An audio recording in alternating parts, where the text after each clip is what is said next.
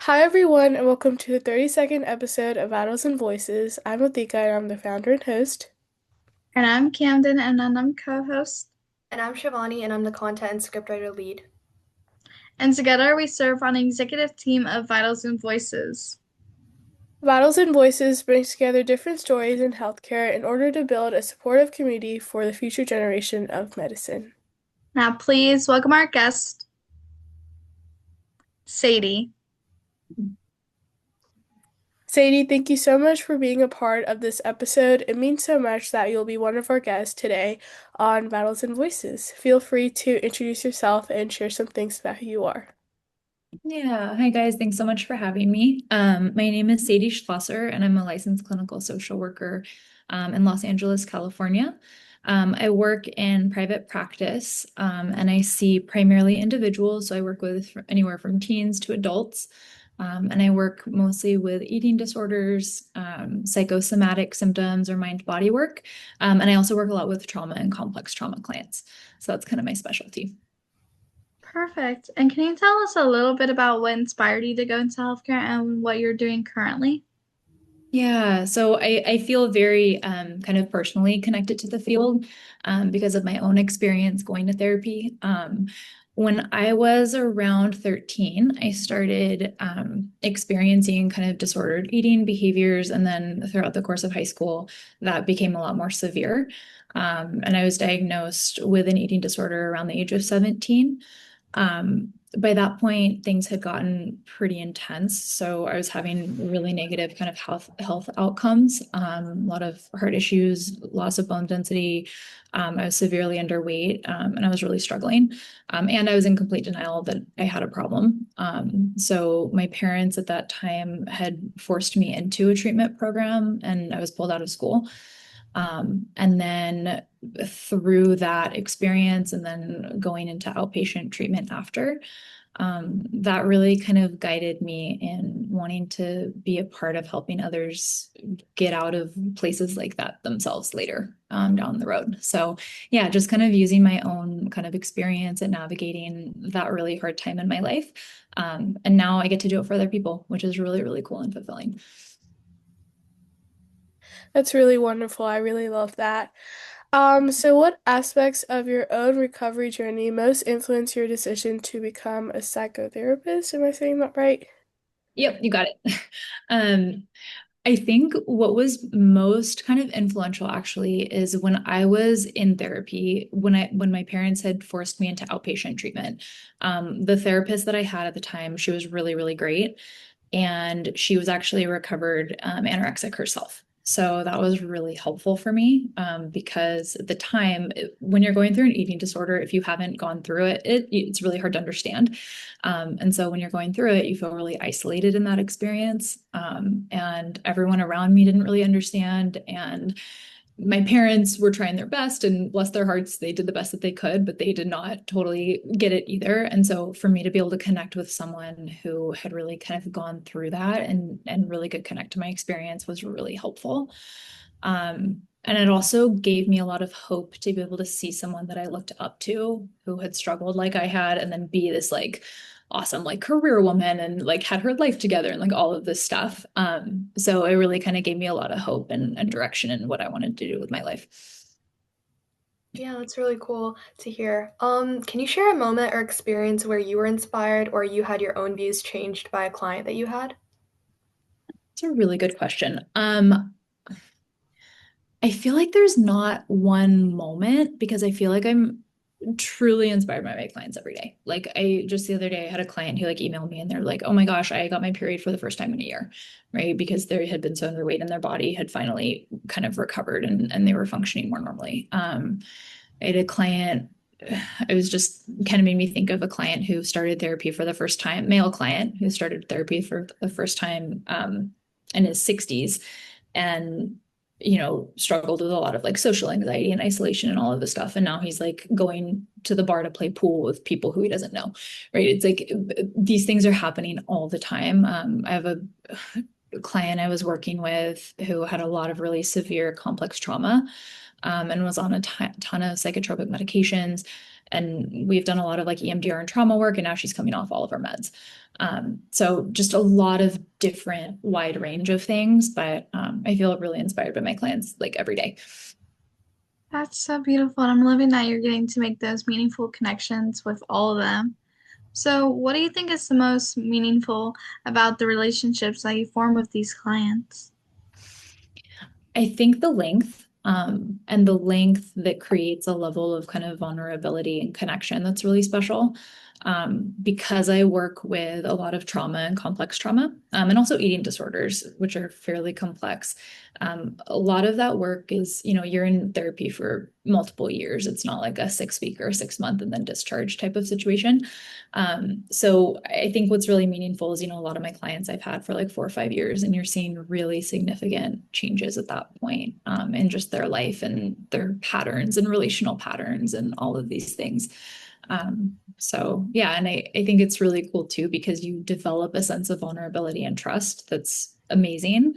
And a lot of times, like, you're the person they call with the really exciting things too, right? Like everyone thinks therapists just hear about sad stuff all the time, right? But I think, sometimes I'll be the first person that a client is like, oh my gosh, this new like work thing happened and I couldn't wait to tell you, or, whatever it is. So you're just along for the ride, and you're that person that has a really vulnerable and trusting relationship with someone throughout kind of the ups and downs of their life, which is really cool. That's amazing. That's really wonderful. I really love that. So how do somatic approaches enhance your work in trauma treatment? Good question. So somatic, for those of listeners maybe who don't know, it means like in the body. So somatic work combined with trauma work is really, really crucial. And I think where a lot of maybe clinical, places maybe kind of get it wrong or make mistakes or kind of sell it short. Trauma, when we experience psychological trauma, that's stored physically in our body.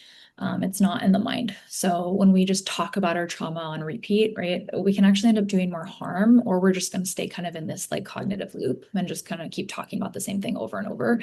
Versus somatic work, when we're allowing people to connect inward to the body and actually move these experiences through the nervous system, that's where you're going to actually get these like deep patterned changes and really heal your nervous system to create a sense of safety internally. So I always say, like, we want to incorporate some sort of somatic or body work anytime we're working with trauma, because it's connected and it's so important. That's wonderful. Yeah. So what are some of the biggest challenges that you faced while pursuing EMDR and licensure certification, and how did you overcome them? Two big things. I would say one, finances, and two would just be emotional taxing, like just it'd be feeling really exhausting. Both like the licensure process and also like EMDR training costs a lot of money. Grad school costs money. When you're an associate and you're getting your hours, you're making no money, right? So it's really a grind, and it's really hard in the beginning. So like for me, and then, also when you're an associate, you're learning so much. And so you're, a lot of your own stuff is being triggered as you're working with clients. So learning how to kind of manage your own emotional burnout and manage your emotions while also then dealing with financial stress. Like in the beginning of your career, that can feel like a lot. And that's definitely something that hit me pretty hard. In terms of overcoming it, asking for support, like I think getting, figuring out your own therapy, going to therapy, getting support from mentors, supervisors, all of that, letting them know when you're feeling burnt out is really important.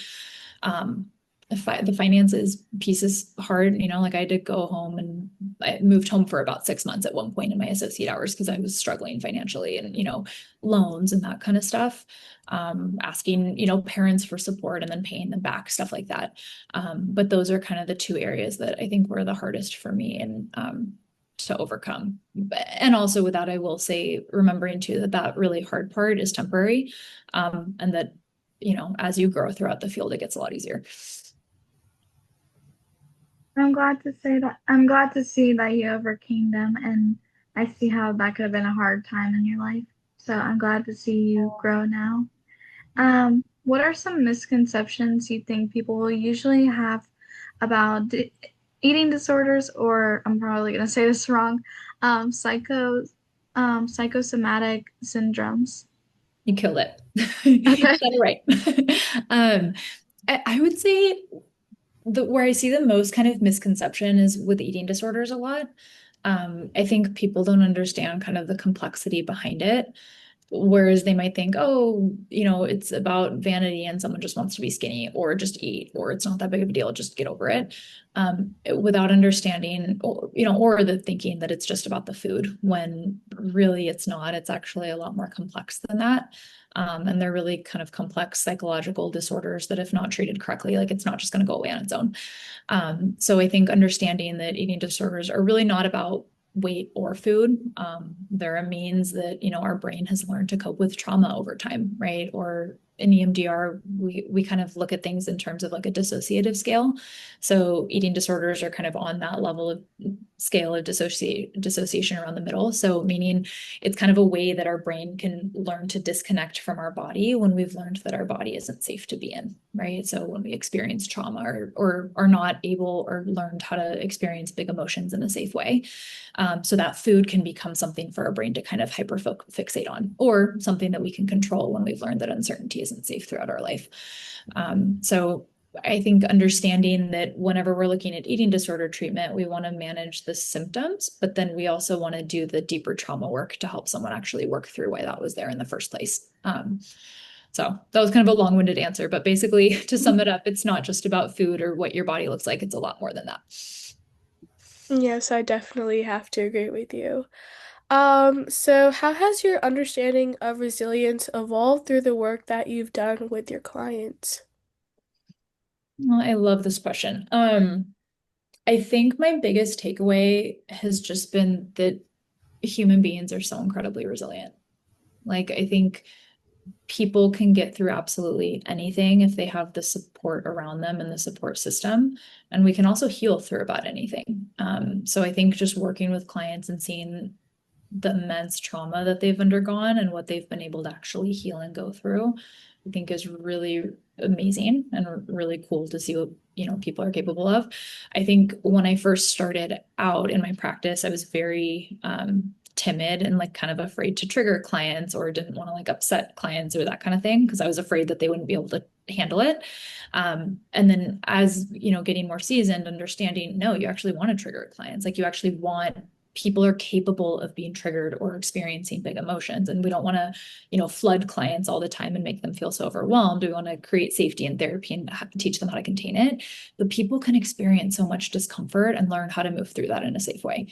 So I would say that's kind of been my biggest takeaway in terms of just understanding resilience and how resilient people are.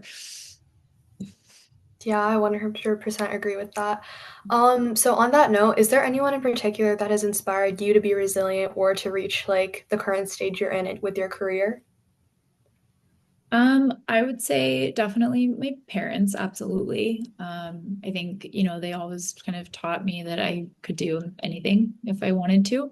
And they were both in healthcare. My dad is a doctor and my mom's a nurse. So I think all this kind of modeling, taking care of other people, caring for others, as I'm sure a lot of maybe people who listen to this, have been raised to do as well, maybe. And also I think I had really, really amazing mentors and supervisors. And I think they've always been really inspiring too, and just kind of like leading the path in terms of healers or people caring for other people. And yeah, seeing what that can look like. Well, that's beautiful.